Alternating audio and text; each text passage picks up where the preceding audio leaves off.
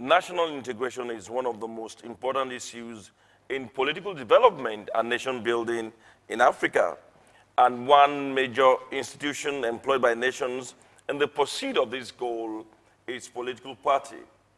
Sadly, some political analysts argue that most political parties in Africa are fragmentary and contribute more to national disintegration than fostering national integration.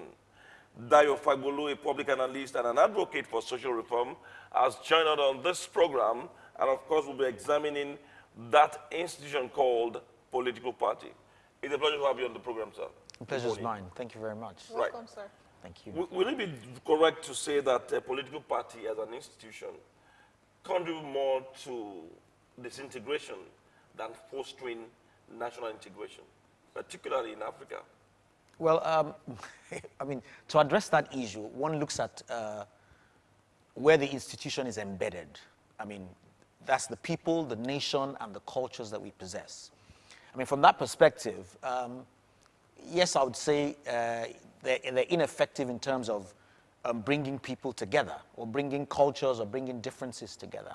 They're more of a fragmenting force than a one that aligns people together. That's the best way to put it as far as these parties are concerned. They're sectional. They speak to certain needs or certain desires, individual, and they don't give consideration to the greater good. That's the best way to put it. You know, everybody speaks to a specific thing. And if these specific things were actually socially inclined to elevate the public or the generality of people, it's fine. But what these people are doing is they're speaking to sectional interests. And ethnic. Yes. Well, we could say ethnic. Okay. But we see the problem of using... Kenya, Luo, and Kikuyu. Well, the problem with using that terminology also takes you back to culture. Okay. Now, where culture is a mental program, you find out that we evolve by interaction. Yeah. And because we evolve by interaction, you find out that we have communal sections with a mindset, a programmed mindset. Now, the moment you say that, you are referring, I mean, unfairly, by using the word, ethnicity in itself is unfair, because really they evolved by association. So you find out that, I mean, a group comes together, they have the same mindset. Unfortunately, they belong to the same cultures too, or the same ethnic groups. Okay. Now, I'll give an example. Some people believe in marrying young women, underage women. Some cultures do not believe in it. Unfortunately, it's a mindset, a collective mindset, a mental program. But it happens to fall within a specific culture. So that's what I'm saying. Let's look at it from an ethnic perspective. Let's just look at it purely from the fact that we've imbibed a culture that is flawed, and these flawed cultures have come together to present themselves as parties. Okay. Okay. Okay, the question I want to ask is, which of this party system, we've had multi-party during the political process in Nigeria. I remember the time we had SDP and Right. RCP. Right, that's right. Which of them have had their share of successes? Which one would you think, in whether integration, whether fragmentation, but the best political process? Which one of them do you think have had their successes? Let's politely call it. I mean, let's say we're going through a transition. Okay. And I always say this: learning is the correction of error. A system doesn't work. You imbibe new knowledge, you learn, and you attack the system again. So look, we have had repeated failures, where failure is defined, by the inability to meet a standard or a set goal. Now, we have failed repeatedly. I think the current state we're in is one of the biggest failures we've ever had. Wow. So I would say, for some odd reason or the other, these political parties have failed to give us results that we require. I mean, the nation is worse off as it is now. I mean, we've tried parties that are sectional, NCNC, Northern Congress, APC, Action Group, AG. It's the same problem. We speak to an interest which is selfish. We speak to an interest which is not for the greater good. All of them? All of them so far. Now, the most interesting party that ever existed was the Action Group.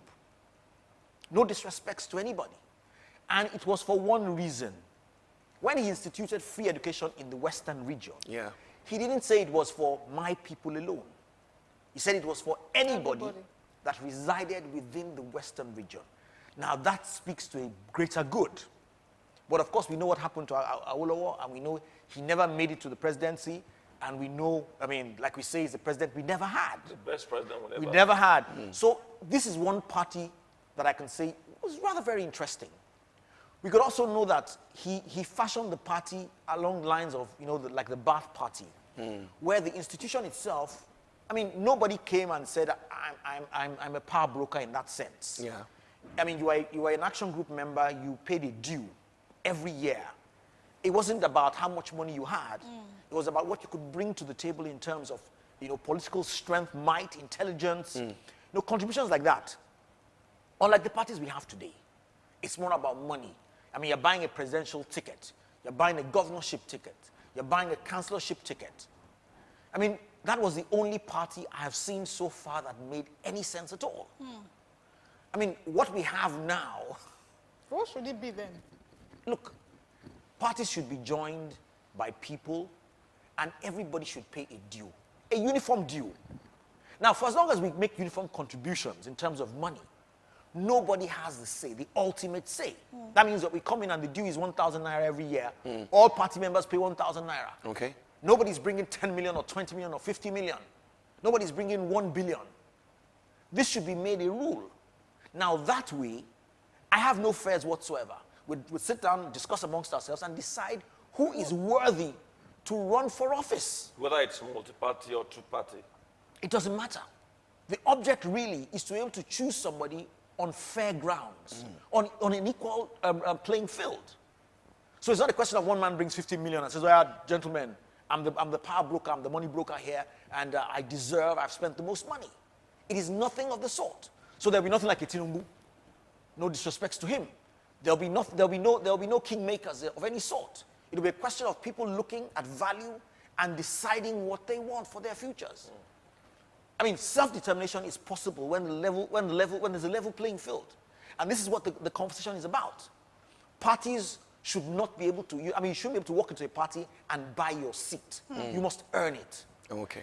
It goes back to the whole concept of meritocracy as we've discussed consistently. Yeah. So it's not just a national thing, it's a party thing.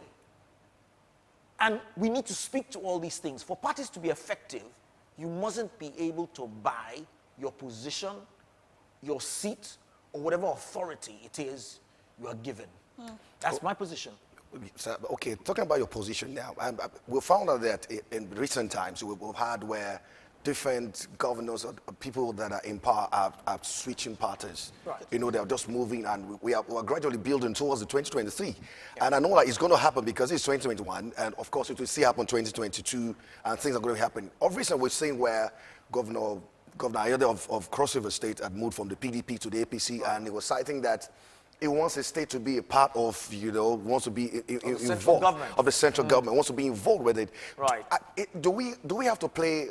Is it right to say that states are supposed to be involved with playing part of the national, central government, want to be a part of it, want to be involved, or you just get to do what you're supposed to do? Because for him to cite that, people are wondering, is that the reason why you're moving over to the APC? And is it fair for him to really have said that? You know? I think it speaks to the same problem that we've discussed earlier on. It's a cultural thing. We know now that one of the core areas of change and, you know, the dynamics of change is resistance. Where somebody says, okay, look, I understand your view, but let's examine other views. Okay. Now, the object of that is it opens you to other possibilities. Yeah. It opens you also to learning. You see, why you have a singularity in thought, what happens is there's nothing new coming in. True. You want to have discussions, you want to have conversations, you want people to oppose you so that you can consider other options that will move you forward. Yeah. Now, what happens in this case is we have a culture where it's a culture of greed. It's a culture of, it's a culture of self-aggrandization. That's the best way to put it. People want to benefit no matter what the circumstances are. I mean, this doesn't help learning, like I said. It doesn't help moving us forward. It doesn't challenge the status quo. Yeah. And that's what you see. It's a mindset. It's a cultural thing. I want to be part of, whatever is going on, which is positively beneficial. Nobody's the opposition. Nobody's the resistance. These things have to change if we're going anywhere. I mean, somebody must be happy to be the opposition. Yes. Somebody must be able to stand and say, you know what, I feel differently, I think differently. And that's why, I mean, so today I respect people like Sowore. I mean, yes, he might be a bit crude on the edges. He might be a bit rough on the edges, sorry, not crude, rough on the edges. But he presents a credible opposition that causes us to question our position and to rethink it. That's what's important. I mean, government doesn't make progress in itself anywhere in the world if they're not questioned, if their authority is not questioned, if their position is not analyzed or critically evaluated.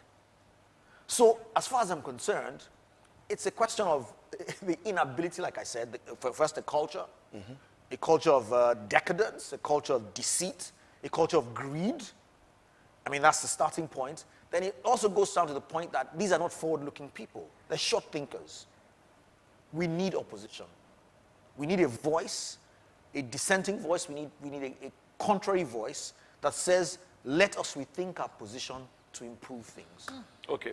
You are saying we need opposition. Yes. But sadly, as of today, APC has, APC is prominent in about 21 states. Right.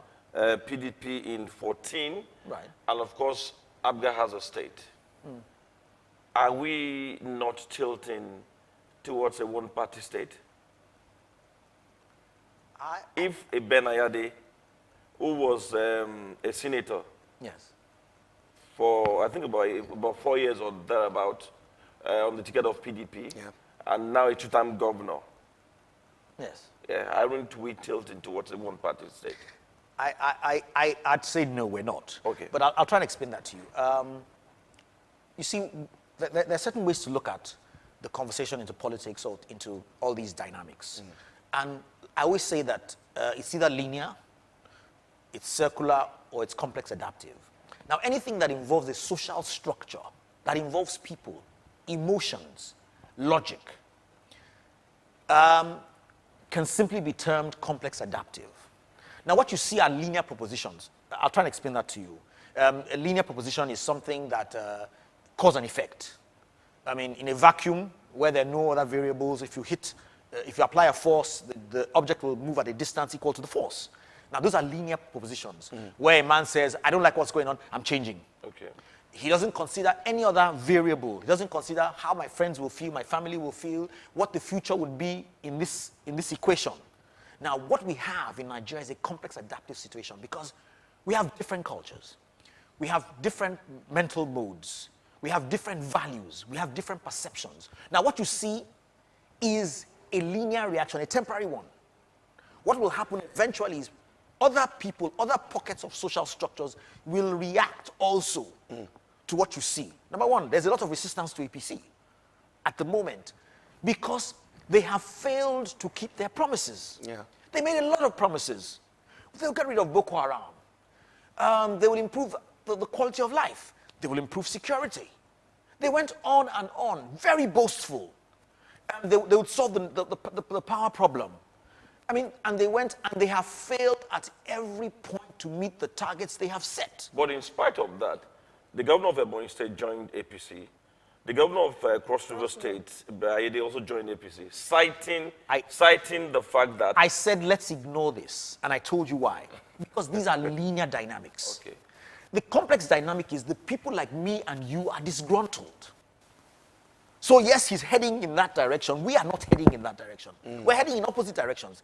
It automatically changes the complex But dynamics. they are the ones who lead the people. Listen, we have seen resistance, like I said. The Showores, the Donald Dukes, we've had different conversations and different pockets of conversations. And we're saying to you now that Perhaps insignificant. people can never be insignificant. Okay. It's how soon they mobilize themselves. Yes. That's what they see. They can never. I mean, power is instituted in people. So they can't be insignificant. The question is, how soon can the people mobilize themselves? Or how knowledgeable are the people? How soon can they mobilize themselves? Knowledge is one thing entirely. Because it happened in Edo State. They were tired.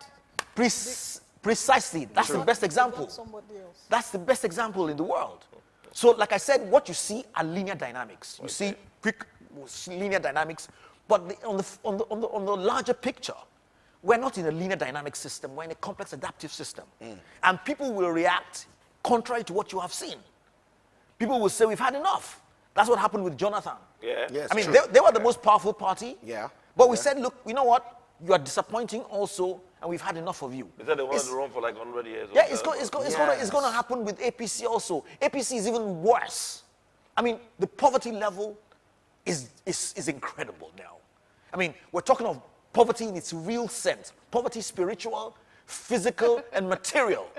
No, Okay, politics but doesn't speak. I want to ask. Yes. What is the way out? I mean, can I stand up and say I want to have my own party today because of the whole national interest? Like, what does it take for people to actually have a party that will win? I know that that's a very big question. But Yes. you're in politics and you probably give tips to people that are watching.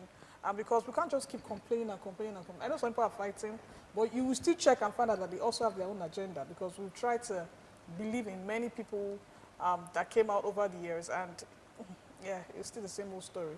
So let's just hope that, okay, one person is out there watching right now and really wants to make a difference. Right. What are the first things we should do?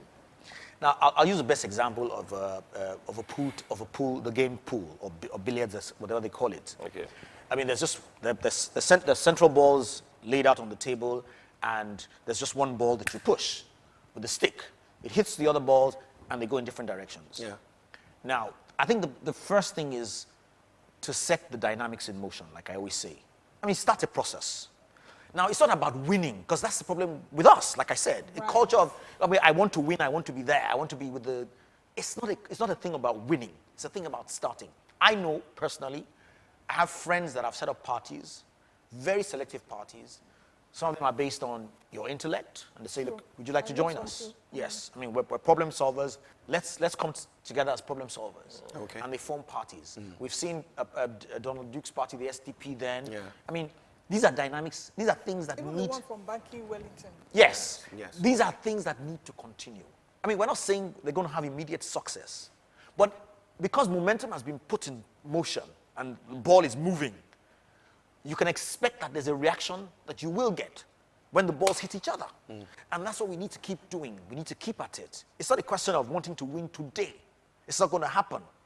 I mean, power is not giving most of the time. It has to be taken. Yes, and of course, I mean, to take things, you require an amount of energy, an amount of power. Yes, you require a force to do that.